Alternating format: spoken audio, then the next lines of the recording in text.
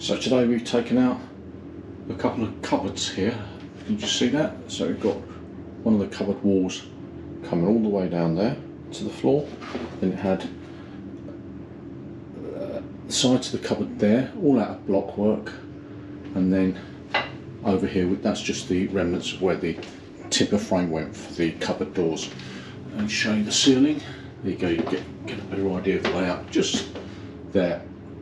So actually that there is an access panel that was inside the cupboard that gives you access to a couple of service valves at the top there. And you've got all this crazy pipework going on here. This pipework actually goes into the ensuite, the floor of which is about this level here. I think it's just about where those sockets are. That's where the floor level of an ensuite on the other side of that wall is.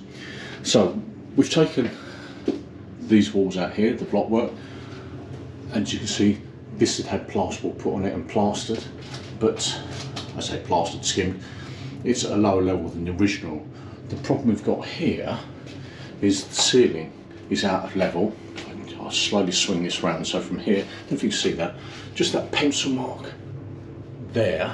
If we take that pencil mark, that level, and swing you around all the way here, and it brings you up to about the same level at the other end, all the way over there, which is around about, I don't know, 5.5 metres. So it runs out by approximately 2.5 inches, that ceiling. So we've got to bear that in mind when this ceiling is replaced.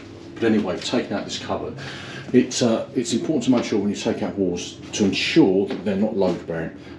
One easy way to tell is when you look up a wall and then above it you see plasterboard at that level, which tells you the ceiling was put up originally before the blockwork was built up from here. And see the blockwork goes up there, and there, but that came after the ceiling was put up. And that's really a good indicator to tell you that is not a load bearing wall, because clearly when they put the ceiling up there wasn't a wall here and it was able to take the load. In fact, this wall here is the load bearing wall. So bear that in mind, that's a good way. And of course, obviously just walk to the floor above it, above the ceiling, and you'll see whether there's any blockwork, etc. on the top of that. And chances are though, when there's plasterboard in the ceiling, they built the blockwork up, so that chances are it's not load bearing. But if you're not sure, then obviously get someone who knows what they're doing and they can tell you whether it is or not. So having taken these walls out, you can see we are left with this. Now what we have here, this black stuff on here, that's the DPM, damp proof membrane, that they poured on it when they built this property. So what we do know is they poured in this, I'm going to call it a concrete slab, goodness, it's all over the place, and then they built the blocks on top of it and they poured this in, this black tar stuff, pitch stuff, and they poured that on it as to act as a damp proof membrane. But of course when we look at this, there was no damp proof, of course, in the blockwork that came up here. There's no damp proof membrane or anything like that. Fortunately for them, there's not a damp issue here. There's no evidence of any damp around here, but that is not the way to do it. So we've got this area here, we've taken it out. Let's have a look. Let's get a tape measure out. If you can see that, that's approximately 60 millimeters in height, and that goes from the original slab, and then this here is just a floor screed on top. Here had to be knocked out because they use this as a mortar dump, so where they put their snots in. So when you lay blocks, obviously it's the mortar squeezes out the blocks, they scrape it off the trowel and they just throw it on the ground. So this was a big slump that built up to here where they dropped all them snot mortar and they just left it there. So we had to smash that out. And you can see, you see that there? That's a block which was, I don't know, they just threw it when it was a building site. This is the oversight and they just threw a block in there or whatever, so that's an old concrete block they've left there. Nice. Over here, I'm using this tape here, this is part of an old warm air heating duct. So that was come up out of the floor about this high, just had to cut and smash it back in. Got to be careful because in that, you probably won't be able to see it, but actually that drops down into more ducting, so we'll have to pack that out first with something, then fill this in with a bit of concrete. So the plan here is to fill this in with a concrete, so it makes it level or levelish. And we're going to have to do the same here and here, and we have to do that before we can put on a screed. So we'll fill this in with concrete, a ballast mix, then when that's dry we'll clean it all off, then we'll put on a DPM. It'll have to be a liquid DPM because there's not enough height in here really. You can put a plastic one, but look how uneven this is, it's not going to work. So we'll put on a liquid DPM, cover this over, make sure it's all clean, liquid DPM, and then because it's only about, I suspect, at its thinnest point, it's going to be around about 40mm, the floor screed. What I'll do is I'll put in some galvanised mesh across here. Got just one sheet of galvanised mesh, and then we'll put the sharp sanded cement floor screed on here and bring it up to this level here. Now what I want to show you is this. This is a gas pipe, and if you look at this here, that's what, 12mm from the finished floor height. That is crazy. And it also goes all the way along the line of the threshold there, and that is madness. You put a pipe near or on a threshold, there's always the risk that you'll get a nail in it, because when someone, there wasn't a threshold originally, but someone decides to put in a threshold, they'll put the threshold on, and the chances are they might bang in a nail using a nail gun or something, and it could penetrate this pipe here. And this is a gas pipe. It shouldn't be that close to the finished floor height and shouldn't run along a door threshold like that, and that's an issue. I didn't really know that was there until we started taking up the slab that was there, which was inside the cupboard, so we found that a bit later. So equally you've got to be careful, because when you're using your bolster and chisel to take up a floor slab like this, or worse still, you're using an impact hammer, you puncture a pipe like that and you've got a whole world of grief. So bear that in mind. You've got to be careful when you're doing this sort of thing to check for pipes. Now luckily that's a cast iron pipe and there's a way to check for it. And if by magic we've got some magnets here. There we go. These are near midio magnets. I think they're 20mm. They're really strong, but this is a cast iron pipe. See that? Sticks to that nicely, so you can tell just doing that. It doesn't work with copper, obviously, so if we take this copper pipe here, obviously not going to stick. Interestingly, here's a bit of conduit cover. It's lucky miss there, but a hole drilled in there, hit the conduit. Take these magnets, look at that, it's stuck there, stuck on the conduit. Same here, so we do that.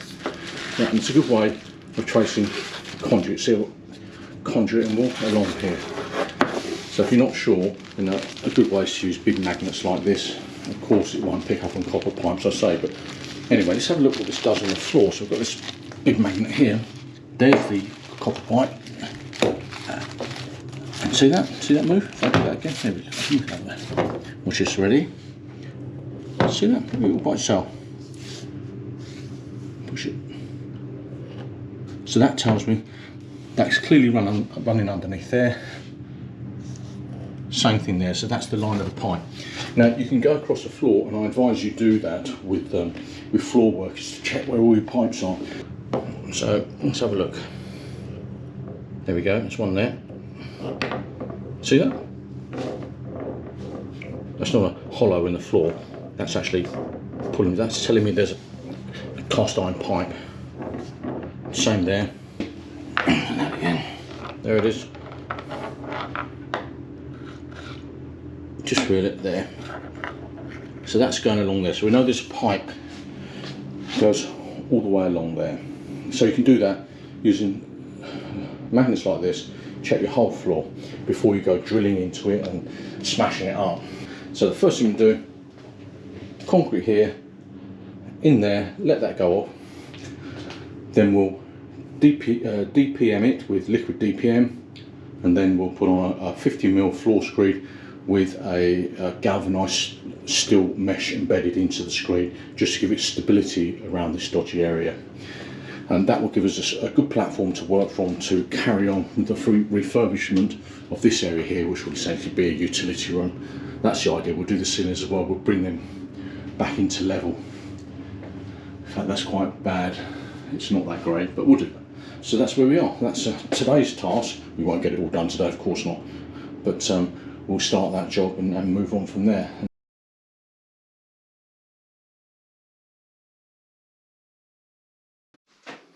Right, we've got the liquid DPM down now. It's covering the original slab. This part of it was exposed when we took these cupboards out here. So that liquid DPM was put down a few days ago. We started off with a primer coat, which is a diluted coat of liquid DPM, and that sealed the slab. And then we put on a couple of coats of the undiluted DPM. All gone off, a little bit tacky to touch, but it's not wet, and it always is tacky to touch because it's like a rubberoid type thing. So all you have to do is just touch it, and then look at your fingers to see if there's any DPM on there. No, that's definitely gone off. So that's what we've got. One of the issues we have to overcome, of course, is this here. If you recall, there was a warm air duct coming along here under the floor and in the cellar beneath to the warm air heater. It's really close to the surface and it's likely to crack. So what we've got to do is we've got to put in a steel mesh to support, or strengthen should I say, that floor screed when we put it in. And this is what we've done here. As you can see, just put that there. So what we've got here is a bit of galvanised mesh, cut to size.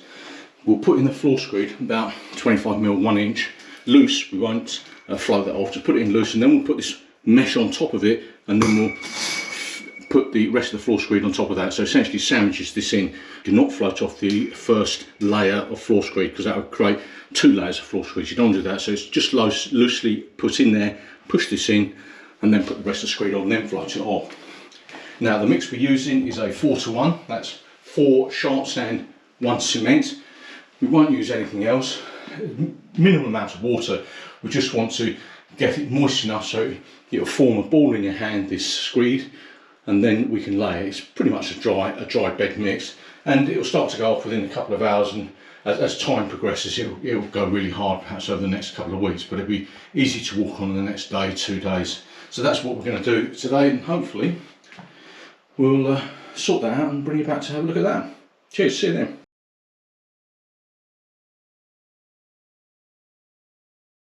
Right, that's a floor screed in, and we've got it level. That's not in the sense of a spirit level, but we've got it level with the existing floor.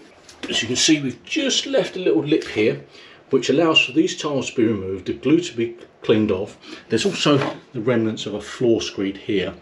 Clean that off, and then that'll probably be about 1.5 millimeters higher than the new floor screed, and then we'll screed the whole lot so all matches. Well, that's where we are. These are the tools that I tend to use for the job. Small little pointing trowel, polyurethane float, floor float. I've got to clean these off in a minute, otherwise that'll go off and devil's own job. I use a water spray, a couple of spirit levels. You're going to need a dustpan, a brush and a broom. The thing is, what I do with the float, first thing is we throw the screed on. In this case I've put the galvanised mesh in there, then we put the screed on top of that, and then we use the polyurethane float to pressure down that screed to make it nice and consolidated and tight, get it into the corners and so on. Then once that's gone off a little bit, I then float over again with the polyurethane screed just to flatten off the top. Then use a pointing trowel or any trowel similar to that, just to pull the screed away from the edges to tidy it up. As you can see it down here, and then we can use a pointing trowel to get into the edges here. And then finally what I do, once it's gone off a bit more, is I give it a very, very light spray, a bit of water, and I go over it gently with the floor float, and that just again consolidates that top surface. Not too much water, just a little gentle spray, and it'll consolidate the top surface to make it ready to take the screed. Or if you're doing a whole large section and you're going to tile over it, then that'll be fine to tile over once you put your adhesive on there and you put your tiles on top. So that's what we've done this afternoon. In terms of how you do it, well, really it's practice. You know the mix, it's 1 to 4, that's 1 cement to 4 parts sand, that's sharp sand, very, very little water. There are plenty of videos that show you how to mix that up.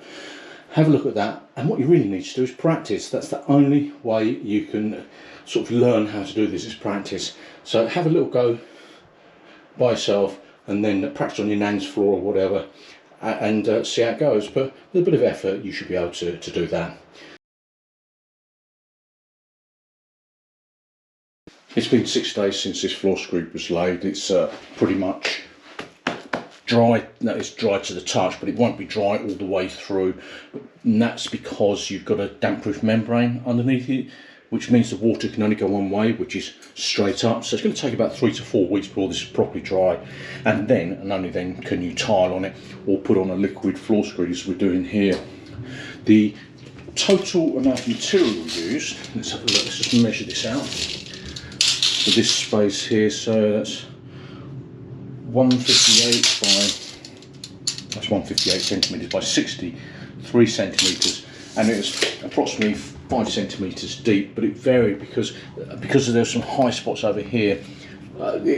That's the basic measurement anyway, but it took 3.5 bags of sharp sand. Now they're 20 kilogram bags of sharp sand plus 1 bag of cement. The ratio was 4 to 1, that's 4 sharp sand to 1 cement. So we mixed up all 4 bags of sharp sand with the 1 bag of cement, just made it easier. That meant there was some over, and we just discarded that when we're done. So if you look at that, if we were to do this whole floor at a 50mm depth, we're looking at probably, what, 4, 3.5, 7. We're probably looking around about 10 bags to do this here for a 50mm screed. So it's, you know, it's not a lot of material. It's a good place to work from, but do bear in mind you've got to let it dry properly before you tile or put a floor screed on it. But all in all, it's come out really well. It's a good solid surface, and give it a few more weeks and we'll put the screed on it, which is great news.